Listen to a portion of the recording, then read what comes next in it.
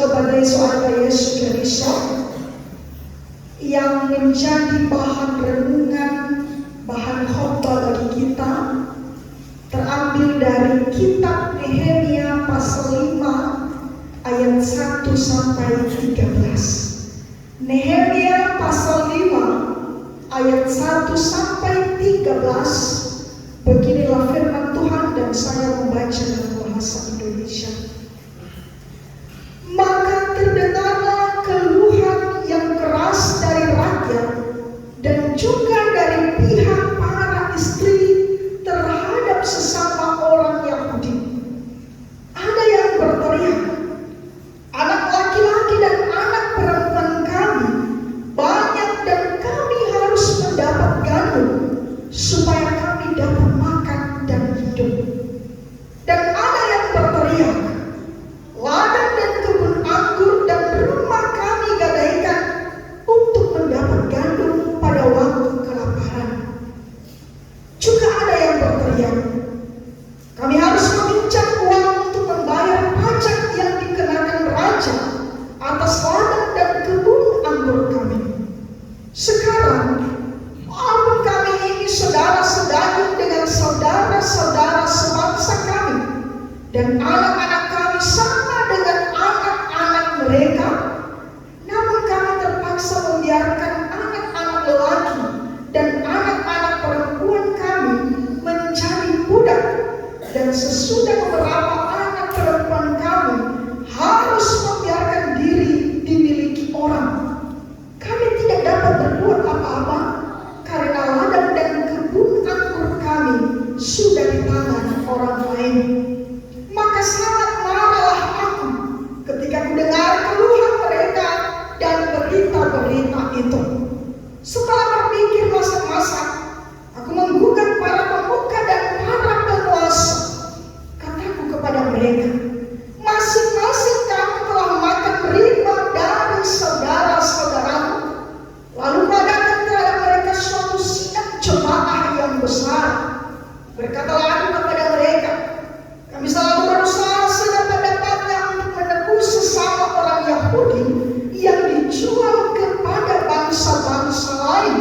Tetapi kamu ini justru menjual saudara-saudaramu supaya mereka dibeli lagi oleh kami.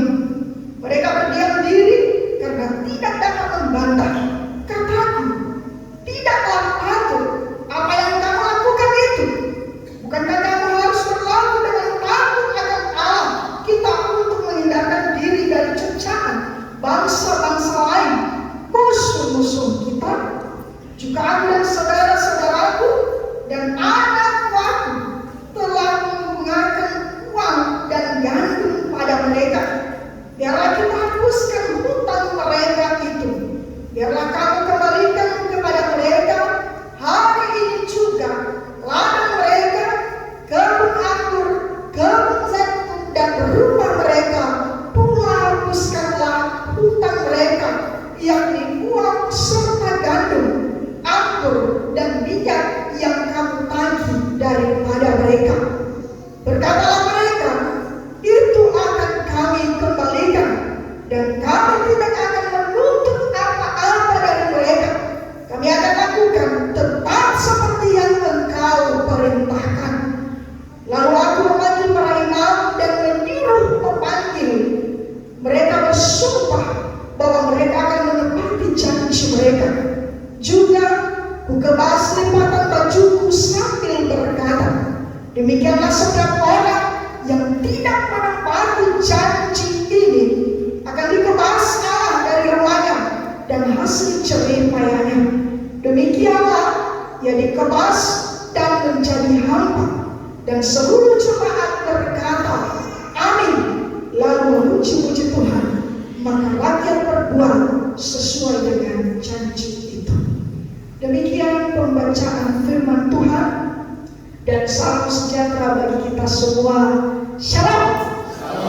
Yahoo. Pertama-tama Bapak Ibu, kita bersyukur kepada Tuhan atas kasih anugerahnya dalam kehidupan kita, sehingga pada saat ini kita bisa beribadah. Kita bersama-sama duduk di hadapan Tuhan untuk memuliakan nama Tuhan dengan pujian,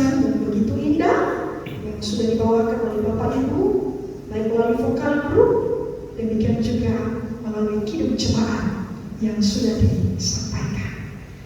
Dan juga Bapak Ibu, kita bersyukur karena pada kesempatan ini melalui program Resor 45, yaitu pada silang layang atau tukar mimbar, di mana tepat pada hari kita pada tanggal 16 Oktober semua pendeta yang ditempatkan di Resor 45 melayani di jemaat-jemaat yang ada di Resor 45, dan saya sendiri ditempatkan di jemaat Surabaya.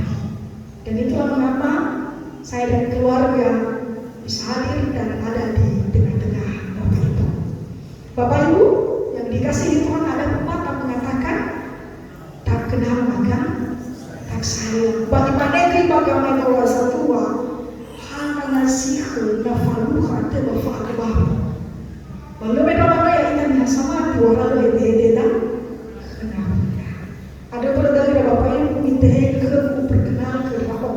Madanya baru tahu Andre, oi mana ira sibayama, oi mana dana ira talifuse, iraga ahi paira. Bapak Ibu yang terkasih, perkenalkan saya sendiri Pendeta Leliser Calim Harefa Leliser. Ya kalau dari Resor mengatakan Leliser, tapi saya sebenarnya namanya Leliser. Jadi saya biasa dipanggil Pendeta Leli Marga Harefa. Saya dari desa Onowengo, arah Inapa, 6 km dari kota Gunung Sitoli. Dan suami saya yang ada di tengah-tengah Bapak Ibu yang paling ganteng, paling gagah. Amin ya. Pak Aprilianus Lasen dari desa Leluvos Kalalowo, atau mungkin dulu dikenal Faiko ya, dekat Madula. Dan kami sudah menikah dari tahun 2016, bulan 7 2016. Dan kami sudah dikaruniai anak 2 orang. Yang pertama perempuan bernama Cenia, baru TKA, dan yang kedua baru 1 tahun 2 bulan. Tidak jauh beda dengan usia anak dari Palestina. Misal ya, 1 tahun 1 bulan, saya 1 tahun 2 bulan, laki-laki. Kami dipanggil hari-hari Amanina Cenia. Tadi ada Bapak Macenis, kami Amanina Cenia. Mirip-mirip ya. Kami tinggal di Jalan Keramat Jaya Baru, depan gereja Jemaat Jakarta. Gedung Yafet yang baru dibangun, dan melayani sebagai pendeta fungsional di Jemaat Jakarta. Kami melayani kurang lebih 6 bulan, dan bersama-sama dilantik ditempatkan sebagai pendeta fungsional pada pelantikan Majelis Resor tanggal 10 bulan 4. Dan Bapak Ibu, selama kami melayani di Jemaat Jakarta, ya puji Tuhan, Ebenezer, Tuhan tetap menolong. Dan kami percaya bahwa di Jemaat Surabaya juga tetap diberkati oleh Tuhan. Kemarin kami disambut baik, apalagi hari ini kami juga disambut dengan baik, bahkan diajak oleh Pak Ketua BPC dan Bapak Bendahara keliling-keliling. Kapan lagi ya keliling-keliling Surabaya. Jadi Bapak Ibu, demikian perkenalan singkat. Nanti kalau selesai pengertian, kita boleh bertanya satu dengan yang lain. Simana di wal menino ma oi keluarga manusia. Bapak Ibu yang dikasihi Tuhan, tema hari ini berbicara Allah menjawab setiap pergumulan. Ifononamo melalui fefu ngare-ngare tadi. Maka saya percaya Bapak Ibu, ketika Bapak Ibu berdoa, ketika Bapak Ibu menyampaikan permohonan kepada Tuhan dengan berteguh, bersungguh-sungguh, dengan yakin, meyakini, seyakin-yakini bahwa ketika ada pergumulan, ketika ada masalah, ada banyak cobaan yang dialami, dengan iman percaya kepada Tuhan, Tuhan sanggup menolong dan menjawab doa kita. Amin. Maka jangan takut, jangan bimbang, itu kuncinya. Percaya bahwa Tuhan akan mendengar doa-doa kita. Karena doa orang benar sangat besar kuasanya.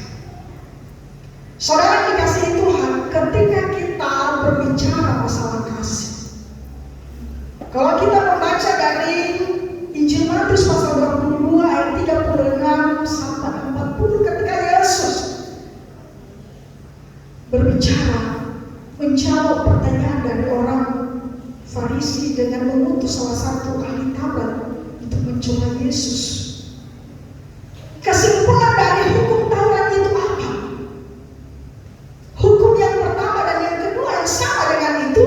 Maka Yesus menjawab, kasihilah Tuhan Allahmu dengan segenap hatimu, dengan segenap akal budimu, dengan segenap jiwamu. Dan hukum yang sama dengan itu, kasihilah sesama manusia seperti dirimu sendiri. Setiap hari Bapak Ibu kita berbicara masalah kasih. Bahkan kita sebagai orang percaya pasti hidup dalam kasih, amin. Maka ketika kita berbicara masalah kasih, tentang kasih dan hidup di dalam kasih, maka siapapun kita, saya Bapak Ibu, pasti mau melakukan kasih. Maka ketika kita mau melakukan kasih, maka lakukanlah dengan tulus ikhlas, tanpa pamrih, bukan dengan tujuan tertentu, bukan dengan motivasi tertentu, bukan hari ini menolak maka esok hari kita akan menolak. Bukan hari ini dengan penuh kesungguhan kita datang menawarkan kebaikan, tapi esok hari kita malah tanpa tentunya bahwa nanti kamu beritahu lebih ya lesinami. Inilah Bapak Ibu yang dikecam oleh Nehemia pada saat itu. Dia berbicara tentang kasih, dan di dalam kasih itu ada kepedulian, dalam kasih itu ada empati. Maka jangan hanya berbicara kasih, tetapi tidak disertai dengan tindakan. Hari ini firman Tuhan mengatakan kepada kita bagaimana mungkin Tuhan akan menjawab setiap pergumulan kita ketika orang-orang yang diperalat oleh Tuhan, yang telah diberkati Tuhan, berbangkit tangan dan tidak membuka diri untuk orang lain. Bukankah melalui kita Tuhan menjawab doa-doa kita? Sabarlah pada lobalangi ifonodromo kan adalah tentara yang kita bantuan dia ketika Tuhan mengutus orang-orang yang dipercayakannya menjadi perpanjangan tangan Tuhan untuk menolong kita. Dan mereka yang diperalat oleh Tuhan pada saat itu, yang dipakai oleh Tuhan, yang diberikan kelebihan oleh Tuhan, yang diberikan sebuah posisi, sebuah jabatan oleh Tuhan, justru mengambil keuntungan di balik kepercayaan yang Tuhan anugerahkan kepada mereka, memanfaatkan keadaan, istilahnya mengambil kesempatan di dalam kesempitan. Hati-hati Bapak Ibu, ketika kita menutupi kebaikan-kebaikan kita padahal itu adalah bohong,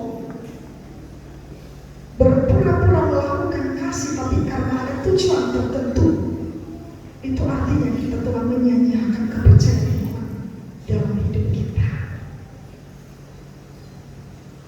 Tato iya bataya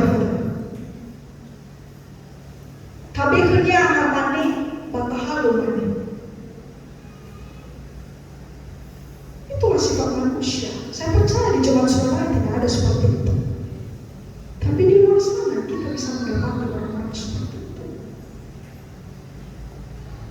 Dan hari ini dia mengatakan kepada kita, setiap kita yang diberikan kepercayaan oleh Tuhan, apapun jabatan, kekayaan, sebesar apapun berkat Tuhan, hendaklah kita jadikan sebagai hal untuk memuliakan nama Tuhan.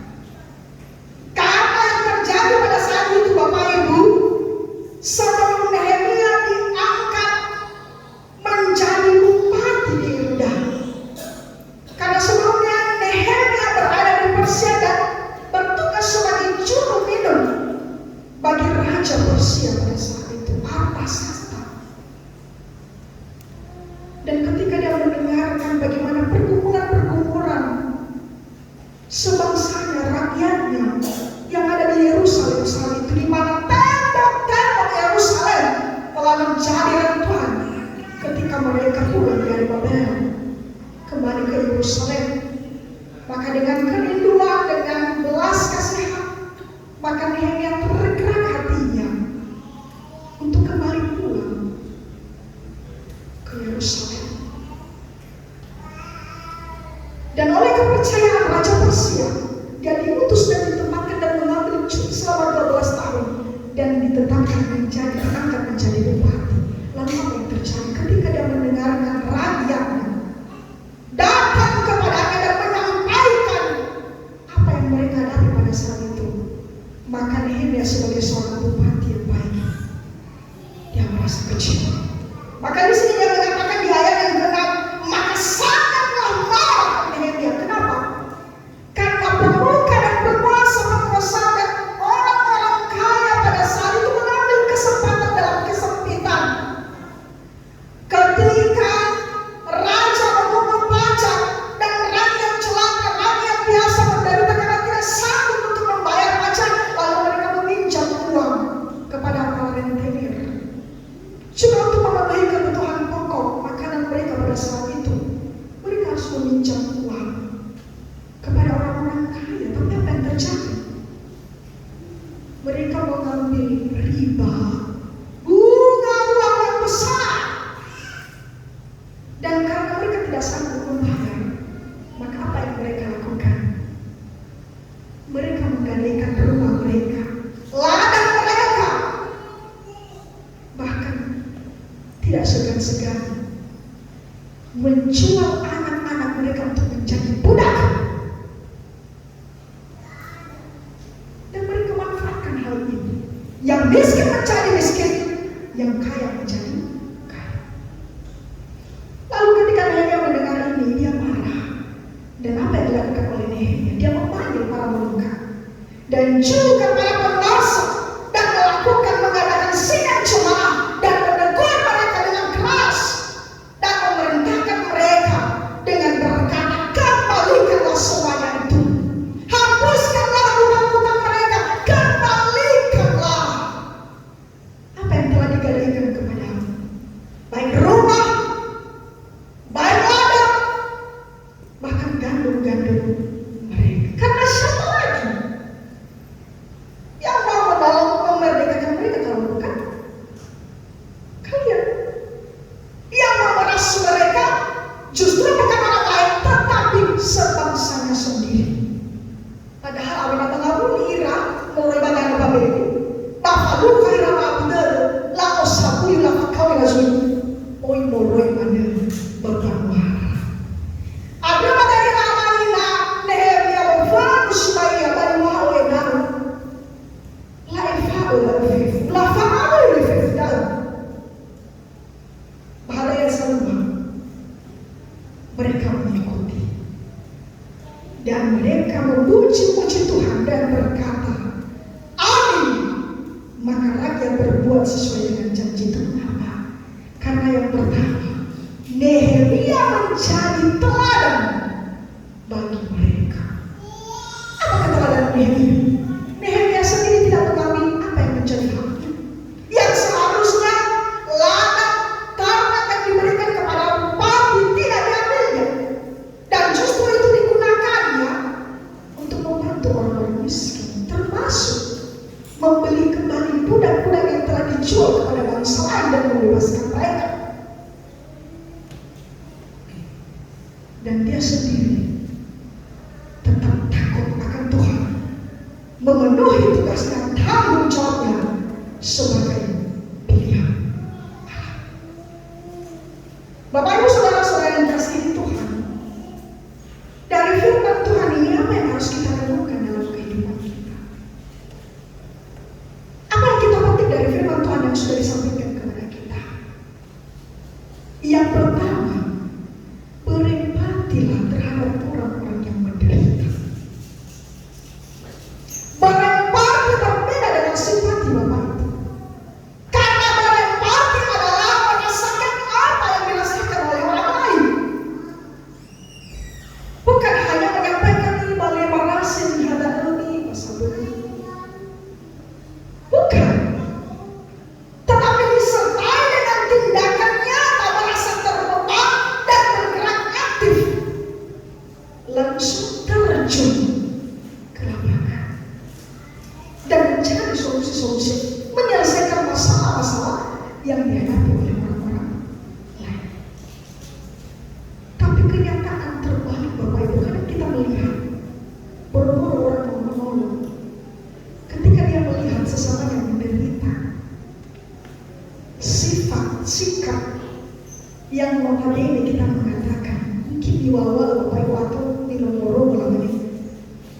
EKP. Emang gua begini? Atau cuek-cuek mana? Cuek-cuek bebek ya? Itu kan masalahnya. Itu kan penderitaan, itu bukan penderitaan saya. Itu yang sering terjadi. Bersikap masa bodoh. Melihat dan melihat saja. Tetapi yang ditekankan oleh Nehemia di sini dikatakan marilah berempati. Jangan menutup mata. Jangan berpangku tangan. Lakukanlah yang bisa kita lakukan. Kita fasok kadang gini hayo ngomong mesti tiba ngomong. Balai sana. Aku tidak lamane-mane kamu kok kalawa yo sagar semua faaman tiba. Mengapa dulu lagi bisa berapa ibu ya? Kadang orangnya dia menghabiskan segala sesuatu, dia melakukan lebih padahal dia sebenarnya tidak sanggup. Akhirnya dia sendiri yang menderita. Tidak. Tapi ketika kita berempati kepada orang harus sesuai dengan kemampuan kita sendiri. Siapapun kita, mau pejabat, mau hamba Tuhan, mau jemaat biasa, mau rakyat biasa, marilah berempati kepada sesama. Ini adalah kasih. Yang kedua, Tuhan memanggil kita untuk menjadi berkat. Diberkati untuk menjadi berkat. Ketika Tuhan memanggil kita menjadi berkat bagi sesama kita, sekali lagi saya mau mengatakan ini adalah merupakan kepercayaan kepada Tuhan. Anak kita adalah titipan Tuhan. Jabatan itu adalah merupakan titipan Tuhan sementara bagi kita kapanpun waktunya. Suatu saat kita akan tinggalkan semuanya itu. Tapi melalui itu mari manfaatkan kesempatan dengan baik, dengan melakukan yang baik. Jadilah berkat bagi sesama kita. Tatolo zinuman, tafai nawa dan nawa, tafai desi ya bapak ibu. Dari hari yang lumanya ini mahkota. Dapat difoto menjadi berkat. Tak keluar nawa. Dan kau yang awal situ lah. Bapak Ibu Saudara yang kasih Tuhan, ketika kita diberkati untuk menjadi berkat, ya pastinya juga apa yang terjadi. Orang-orang di sekitar kita akan merasa nyaman, tentram, aman, sejahtera dan sebagainya. Bahkan kita sendiri akan merasa aman, nyaman dan juga tentram. Bukankah itu tujuan Tuhan mengutus kita mengusahakan kesejahteraan dimanapun kita berada? Bukan malah kita menjadi batu sandungan, tapi tetaplah menjadi berkat. Karena Paulus mengatakan bertolong-tolonganlah menanggung beban, karena dari situ kita memenuhi hukum Kristus. Bapak Ibu, saya percaya bahwa ketika kita datang ke Surabaya ini atau mungkin di mana sebelum kita ke Surabaya, ada orang-orang yang terdekat dengan kita, orang-orang yang kita kenal. Dan pasti tujuan pertama, siapa yang kita temui pertama adalah orang-orang yang kita kenal. Orang-orang kita pasti bagi-hadiah dikenali itu. Bahkan ditarik satu apa yang orang yang kedai mau rugi dan yang pernah siwira udah ada demokrasi. Hanya pada tanah ya tobalia sanolo samola kente. Adalah dan dia rugi ke si bayarmu, rugi ke tanah mamu, hama ke tatamu, sawaga na perwada moku. Baik saudara. Lumamiti tidak akan mudah. Bukannya kalau karena ada nama ina masuk halal mengenai Islam. Oke na Yesus ada Bible tidak. Ya bagaimana? Memang itu sifat. Jangan siapapun dia. Ketika mereka minta bantu kepada kita, selain kita bisa bantu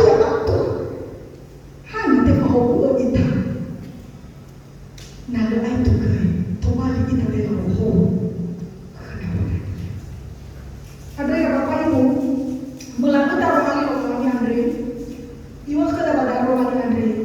Wafefu hadayan angrada ifododromo soayo bama kamangabuli mekinom nata masih lagi batok masih.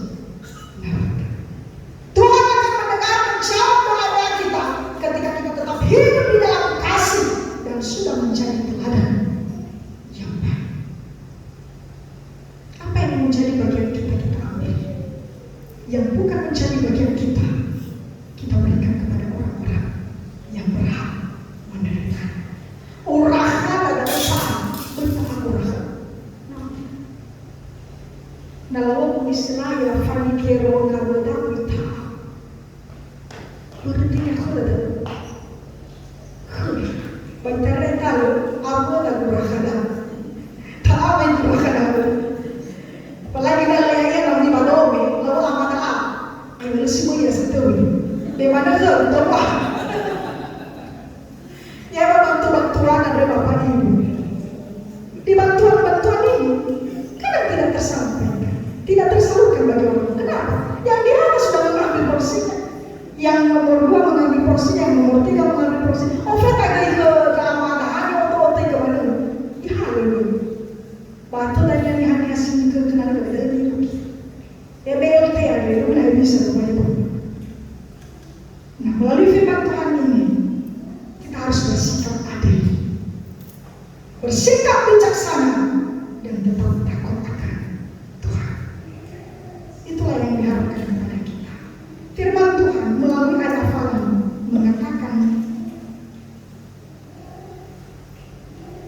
berserulah kepadaku, maka aku akan menjawab engkau dan akan memberitahukan kepadamu hal-hal yang besar dan yang tidak terpahami, yakni hal-hal yang ku ketahui. Saya mengajak kita untuk membaca bersama-sama dalam bahasa Indonesia Yeremia pasal 33 ayat 3 bersama-sama 3 ya. Berserulah kepadaku, maka aku akan menjawab engkau dan akan memberitahukan kepadamu hal-hal yang besar dan yang tidak terpahami, yakni hal-hal yang tidak kau ketahui. Mari kita berdoa. Tuhan Yesus, begitu indah firman-Mu yang telah Engkau sampaikan kepada kami. Dan setiap kami yang mendengarkan, hati kami terbuka. Dan kami meyakini bahwa Tuhan akan menjawab, mendengarkan doa-doa kami. Dikala kami juga benar-benar melakukan kasih kepada sesama kami.